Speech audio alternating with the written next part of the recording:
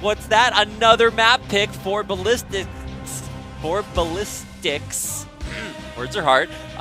Which means that GLuck are still valuing their first picks, and it seems to be working out because they always get very high priority heroes and then struggle to use them. Yeah, let's see where they take us for this map, because this is going to be a map where globals will be more priority, which has never been the way of GLuck. Like, if this is how they go out without dropping a single, or rather without winning a single map in part 2, important distinction, you told me right after we closed the break, I was like, oh, well, I mean, they have won a map before. I mean, they won a game in the first part of Phase 2. But, I mean, I think you can look back at that and see that it was sort of either forced or anomalous.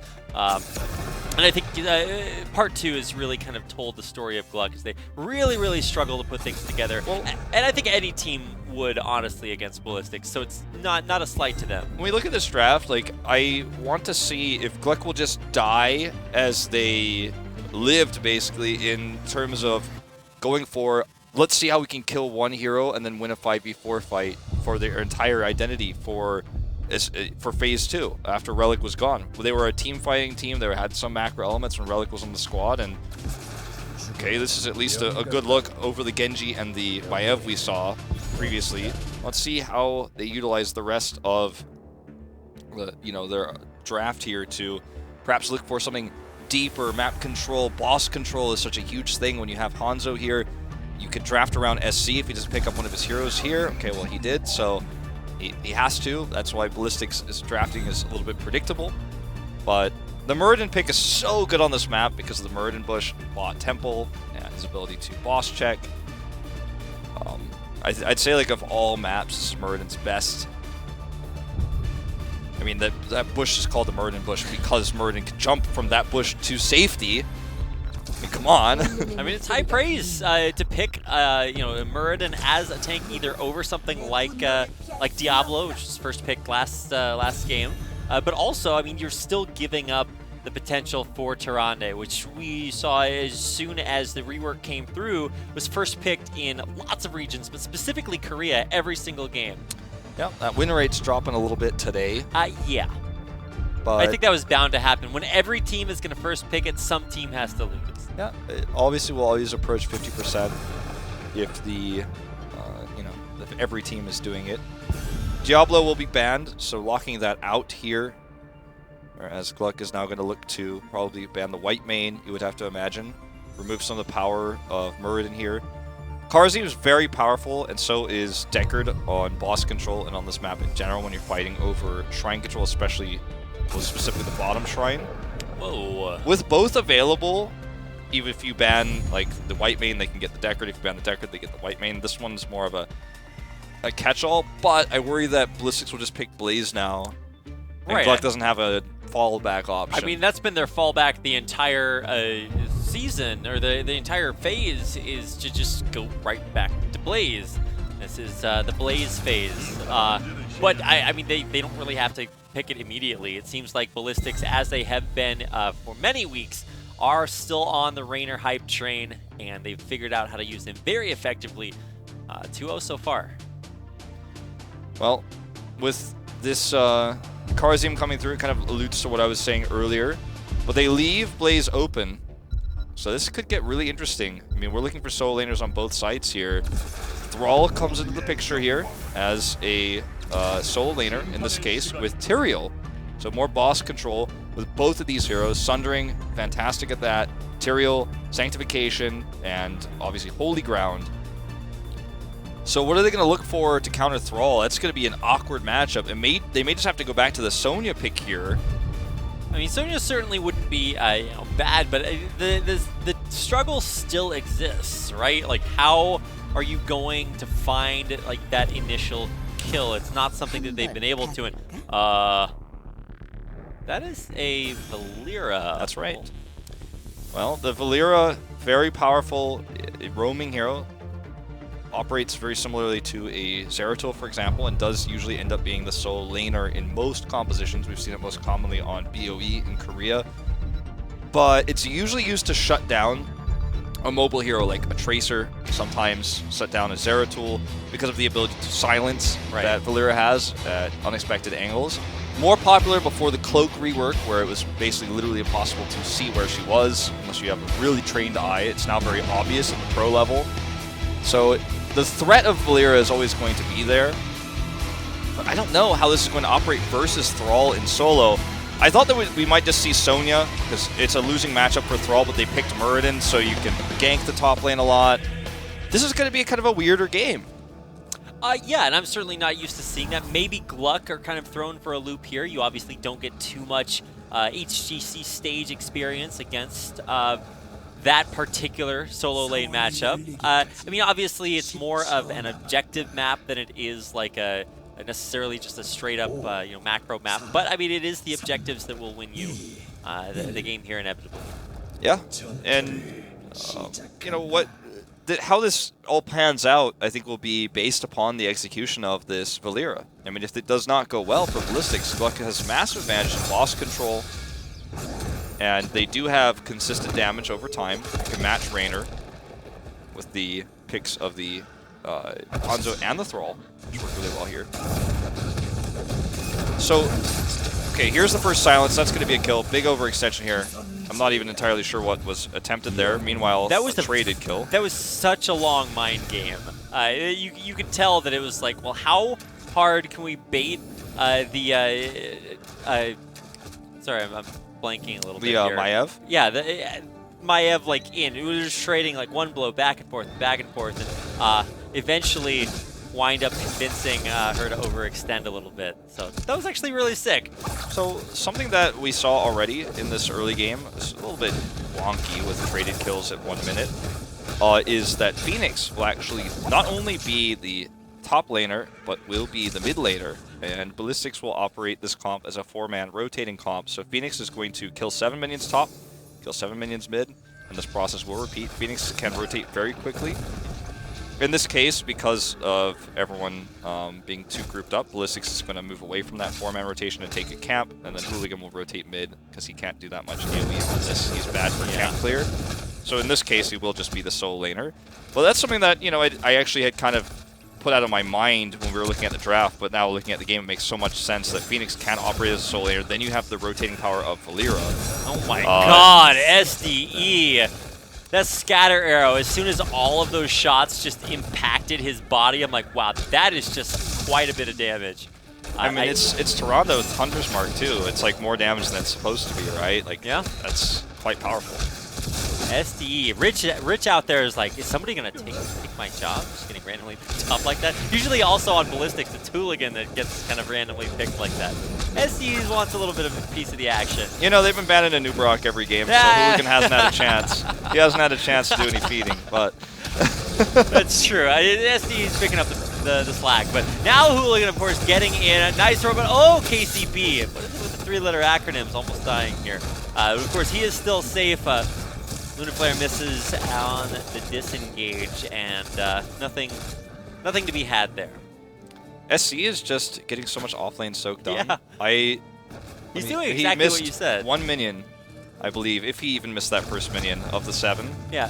And, like, he's doing so much, which allows Ballistics to use Valeera so aggressively. And she's gaining vision, she's getting opportunities. In this case, just split soaking mid, that's fine. Well, and the more that Valeera is able to play aggressively, kind of the safer that also makes Phoenix, because the one liability is that it's very predictable, right? You know exactly where Phoenix is going to be, when he's going to be there, just rotating between lanes. And, we've seen that same strategy kind of abused because you just know exactly where to gank. He's just always going to make that rotation, but hasn't been able to be exploited yet by GLuck. Oh, not yet. We're going to see a very aggressive rotation up here by Ballistics, in fact, trying to deal with this Night Camp push that's actually better timed for GLuck than theirs was. And as you can see, the spell armor makes a huge difference here. Jungha gets caught here by the drag. He does have that fort to rotate back to, but here comes Roxer. Ballistics needs to respect the positional advantage that GLuck has. GLuck ends up getting this better trade here. They got better soak, they got a whole wall down here, plus half the fort. So I'd say GLuck has a significant advantage in this game right now. They definitely got the better end of the stick here. As in this moment, for the first time, Valeera just ended up being a dead pick. Didn't accomplish anything. Rotating over now, though. Yeah, I mean, this is where Valeera absolutely could start kicking ass. The engage on the Mycen, even with how mobile he is, he has to use all of that defensively. KCB very low and eventually will go down. No chance to escape there. That's just going to set up kind of a cascading travesty here. GLuck lose to Ballistics all over that. As soon as they weren't kind of neutered by just playing defensively against that push, they were able to get in there. Very, very good team fight. When you are playing Tyrande, sometimes you feel like you're infallible because you have double heals for yourself, you have a stun, and you know KCB was very far forward there, and they also sent Tyrion to give the shields. It was nearly the perfect push for GLuck. They had gotten another kill, gotten the fort, everything would have been gravy. I mean, it would have been amazing for them. They just stepped 1 foot over the line. Valeera coming back from Hearth with full setup to go. Set up those combo points. Easily done. A nice cheeky tether, but it's Overlord who gets just barely over the wall back to safety, but he is going to be out of the picture for quite a while. You can see KCB is even willing to trade with SDE on Tyrande. This is something that you absolutely should do if you're a Tyrande player because you're doing damage while getting your cooldowns. I don't know about that play there. What happened there, but that was just a mechanical error. Well, a little. I mean, you have to have like the communication to say, okay, now's the time, but that was not the time. Well, this is going to be an easy boss take for Ballistics, which is unfortunate for GLuck because they had the better boss take comp if they had 10s, which they do not. Stun comes in here. Rox is going to have Sank. I don't think they can contest this. They're going to try. Sank comes in, but this is going to be short-lived. Hooligan does get taken out. It's a Dragon Strike, in fact. Dragon Strike and the Starfall. Here's 7-sided to try to turn it, but it's just not. Look at this rotation for MSG as well. The punishment is real here. MSG not only gets the top fort, but he's able to come down as well. This is a boss for GLuck, and everything just totally turned around. Disc is up. This is going to be more than just that. Jungha looking for a trade back kill, but it's Tyrande we're talking about here. So many heals coming out. The resets of those cooldowns from the auto attacks. He survives, and this fort goes down. It's going to be keep wall. SDE, if he dies here, this is insane. Lunar Flare. Lunar Flare's up, but they don't have follow-up, so he's just going to save it. But wow, I mean, what a turnaround. That's 2 forts, boss, multiple kills, a level lead? Yeah, I mean, that was actually really, I think, in a lot of ways, misplayed by Ballistics. They should have stepped out of the ring and also should have stopped attacking the boss before the Sank was placed because they made it in such a way where they had to fight right after the Sank while they were taking damage. They had to stand on the point because they finished the boss before the Sank was placed. Hooligan's going to look for the catch here on the retreat, but there's just no follow-up, and they know that Overlord is coming back down. Yeah. But GLuck has a massive lead in this game now. I mean, it cannot be overstated, and this is exactly what I was talking about in the draft. They have a comp that could operate around the boss so well with Starfall even, which I did not expect. It's just so difficult to really commit to a fight like Ballistics did there. I think they should have been more patient. Oh, ho, ho, ho. Gotcha! Oh, that just feels so bad. Sundering's up. Yeah, he's going to go for it. Not actually the biggest deal there, but I mean, this should just be lather, rinse, repeat. I mean, thankfully, the Hyperion is there as sort of like the higher tech Starfall. But it's just going to be used as zoning for Ballistics to finish off this bottom temple. Yeah, I mean, Ballistics gets that initial pick. The Sundering attempt to kill SDE, or rather to kill SC, was intelligent, but now MSG is no Sundering, so you're not getting out of this one. Whoa. If you have Sundering, you can escape there, but he did not, so that's another rotational kill here, and just like that, Ballistics is back into this game through good rotational play with Valeera. Yeah, I think they basically said, like, wait, we're still much better than them at these specific things. And when it comes to the rotations, it's hard to get better than Ballistics have been. So they're right back on top of the experience, now with an experience slightly lead of their own. They've overcome a level disadvantage and now are pushing back out on the map. And I think it's safe to say that after getting a little bit of a taste of defeat right there, they're going to be much more vigilant the next time around. Yeah. Okay, set up here for Roxer. Just going to say very risky. When you see a Lunar Flare like that, you know he's just trying to get stacks for his level 4 quest. But stacks he does get. Ballistics has this push they're going to deal with right now and then try to pressure the fort. Look at where Valeera and Muradin are right now. Anyone tries to rotate up around the right side for a flank, notably Thrall, would have been punished. Overlord, there's no safety here. Nope, that is not the Overlord bush. That's not something that exists here. There's no Overlord pedestal like there is in StarCraft, you know, where you can hide up there and be safe. Not gonna happen here. It's like, oh, he has to float his barracks to see me. No, not in this case. Maybe we can get another. Oh, the Haymaker commitment! I didn't even notice that he went there. I just kind of assumed it was Avatar, and then I see the Haymaker, and I was like, oh, okay, well, you're gonna go for it. But damn, okay, makes it look good. Not a kill to come off of that, but it was fancy. I mean, MSG goes down here, Asgard, as he normally is called, comes down here and then promptly leaves as he realizes, oh god, I'm going to get killed solo again if I stay in this lane. Knows how... Look at the situation that GLuck is in, and MSG is like, I gotta soak, but like I can't! Look at him on the minimap. He just spins around wildly, trying to be in soak range. Like, he's got no options here. The threat is just It's so great. real. It's so real. Well, especially once you have it happen to you, you're just going to be a little bit traumatized for the rest of the game. And that's compounded by Jungha's Valera, which is just so sneaky, can be anywhere. Like now looking for the engage. There's Hooligan coming down. Jungha going in. It looks like Roxer's the target, but it's right back out to safety. Yep, it's probably the worst target they could have, unfortunately, but gets out of there. Meanwhile, SC holds the, or rather SDE. I'm throwing me off with how they've been playing recently. Well, it's the three-letter acronyms. There's KCB in there too, just to make it even more fun. Yeah, it's the you know, control that comes first for Ballistics. They're going to push with it. They're going to look for this keep right now. As GLuck is unfortunately down a talent tier, one step behind in rotational play. And Asgard being bought actually doesn't mean anything because there's nothing to gain from that, and he's actually not able to flank with this. Ballistics now, in fact, Ballistics turns him into a liability as they rotate down towards him. Yeah, he does get the recall off, so he won't be able to finish the temple, but he does still get keep damage for keep damage, so at least that is on both sides now. Jungha, oh, there he is, springing the trap. The longest silence in KCB's life. Does Big get sundering, salvoed, but oh wow, the salvo is still enough to kill. I think he just had to commit, go back in. Disc is out, but it doesn't stop SDE for long. Even through the Starfall, I mean, that's Ballistics still committing.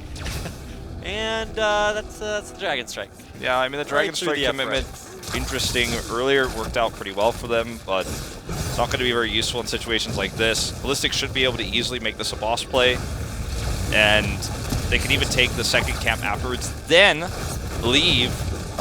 In this case, I guess it would be Hooligan to do the bot temple. Look at where Hooligan is right now. He's just gaining vision. Oh, are you guys over here? Okay, that's cool. I'm out of here. Oh, you have to attack me. You can't stay mounted. You can't approach the boss. Now they could take... Look, SC starts the clear here. They can take this bottom camp. They can parlay that into second camp of Siege Giants. Oh my god. The Ballistics are just taking everything. Yes. Every objective. They're getting the finish off the temple. That Thrall couldn't finish earlier. They've got the boss pushing without them. They're split soaking as well. I don't know. There's nothing they can't do at this point. And then this is after they took that really bad first boss fight. Almost wound up losing their keep on the bottom lane, but Ballistics, they turned it around. They are the first ones at 18.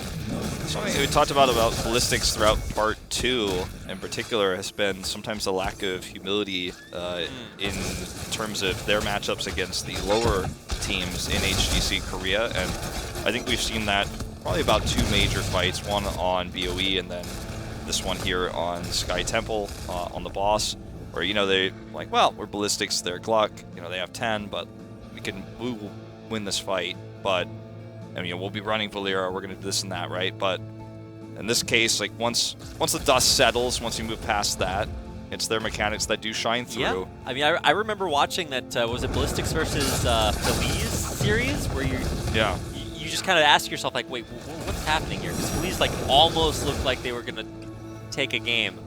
And then it's just, you would never have expected that. Big fissure, or it's a Sundering, just try to stop Jungha, and it does look like it's effective, catching them out. I don't know about these Dragon Strikes, man, but hey, the moral victory is still there. You know, there is a slight chance. I'm not even kidding. I know there's going to be like, everyone's going to be like, lol, but... You're saying it's a misclick? No, I think that might actually be a chance that he forgot that he picked it in moments like this, because had that been if they're trying to retreat. Oh yeah, the Dragon's Arrow instead. Like, there's stuns, the retreat doesn't go as well, you get kills. Yeah. Like, imagine if that was actually just an arrow. Like, he may have actually, like, in his mind been thinking, like, okay, yeah, this is arrow. Oh god, yeah, I picked the wrong heroic. 3 levels, he's not, he gets play of the game? He's got smart casting on, man. He's not looking at that before it goes through. You know what I mean? Like, when he presses R, he means it, but... Okay, well, maybe the first 3 times would have told him that time was also the same heroic that he picked, but, yeah, I mean, it slips the mind sometimes. Well, they do grab this camp. They got that initial pick with a really well-placed Sundering, tracking Valera while cloaked. Again, easier the cloak rework, but Jungha's done a great job of staying stationary, and that's when you actually will be old school invisible, when you stay stationary like that. That's when you can't, the outline cannot be seen. Well, look at this, just a backdoor temple down in the bot lane, or down at the bot temple by SC. And they should be able to deflect this pressure without taking too many losses. The keep, they lose worst case scenario. Disc does not connect here. Oh, wow, so a miss on the heroic there for Myzen. He does know that his time here should be limited. Lots of damage onto KCB, but the turnaround with the Sundering, not actually all that scary. And here's the Hyperion to add extra damage on the retreat. But is Ballistics actually overextending themselves? Low health bars for Hooligan. And Jungha, so they can't realistically super commit, but it's all about just pushing GLuck back, keeping them back. And keep in mind, Phoenix is still rotating up. Yeah, Hooligan actually set that up so well. Now he's going to get the jump here onto MSG. This pull actually does more harm than good to GLuck, because now Myson's going to die because of it. He killed himself essentially here. I mean, SC was going to pick up the pieces anyways, but this whole fight happens this well for Ballistics because Hooligan was hiding in the brush, had Haymaker, knocked KCB in, and not only they saved the keep, but they turn it into a full team wipe on the retreat for GLuck. They all get caught and killed. And yeah, that pull was less than ideal, shall we say. Now they're going to get both keeps down. And it's not yet game because of the kind of decent spawn here of Harazim, but, I mean, they will have all the keeps dead, and this is 20 advantage that GLuck will not be able to neutralize. Like, this game is game, set, and match, essentially now. Like, how does GLuck come back here with all the pressure against him macro-wise? I'm just thinking, Wolf, obviously, if you kill the keep and lose 5 members of your team, that's better than just losing 5 members of your team. But it always feels bad if you make the call to just like, okay, we're gonna suicide 5 people to just kill a keep, right? So at what point do you realize, oh wait, we've overextended, we should just try to get anything we can here? I mean, I think this is the moment where everyone is thinking like, why wasn't anyone calling out where Hooligan was? Like, why weren't we discussing that? Because when you don't know where Hooligan is, you can't make this play. And they did not. And they just weren't thinking about it. Here's another Haymaker. Exact same situation. KCB gets Haymakered right back into the middle of the team. And this time, it's not the immediate focus on him. And again, the stray Dragon Strike is out there. But Hooligan is just the playmaker with a Haymaker, right? He starts the fight off. He's maintaining the fight. Even if he does go down there, I mean, the rest of his team's cleaning up everything else. Yeah, MSG's got bold. He's looking for this flank there onto SDE. 7 sides going to finish him off. And that should be game over. Full team wipe. No catapults yet, but they're on the way. And I mean, this is just really well played by Hooligan once again. The setup after the containment disc for Ballistics, they knew how to come out of that, put Phoenix in position to do maximum damage. And so, Ballistics takes a 3-0. The end of the season and the end of 2018 for GLuck